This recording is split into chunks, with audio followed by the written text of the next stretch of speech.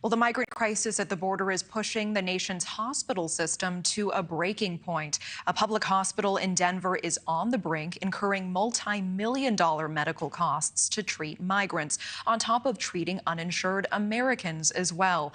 Medical officials are sounding the alarm, saying they need more public funding going forward. News Nation's Elizabeth Pran delving into this side of the migrant crisis. She's joining us live. And Elizabeth, this is only adding to the hospital's burden of uncompensated health care costs. You're so right? And numbers aren't lying. These facilities are buckling, and it's not just the ER, it's the oncology departments, it's the transplant lists, it's pediatric care, it's women's health. It's everything that you could ever imagine, people just trying to get health care. As you know, if people don't have insurance, typically they would go to an ER, and in the past, ERs take the burden of people who don't have insurance. They do not turn anyone away. And we're seeing it in cities across the country. We're seeing it in Tampa, we're seeing it in New York. Specifically today, we are going to talk about Denver.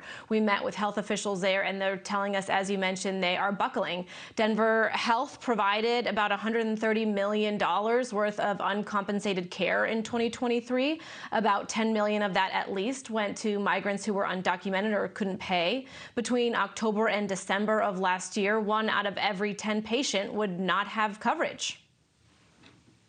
1 out of every 4 migrants that has come to Denver has come to Denver Health for health care, on average for about 2.5 visits. So we saw 20,000 visits last year that we attribute to the migrant population. That's a lot of care that we weren't planning on giving.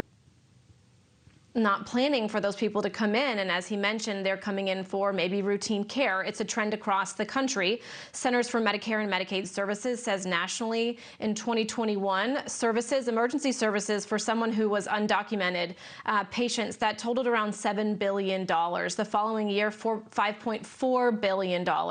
And national statistics show that undocumented immigrants are less likely to have any type of insurance or even pay, up to 60%.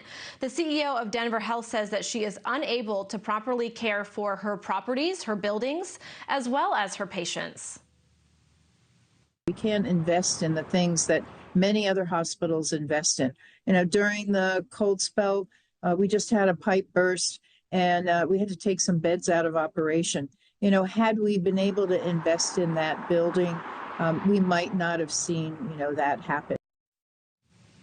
You know, Natasha, when we speak to some of these officials at a number of hospitals, they tell us that it is almost at a breaking point. They have to get more funding from federal officials, or they have to get more private donations. They simply cannot take care of the influx of people who are coming in for treatment.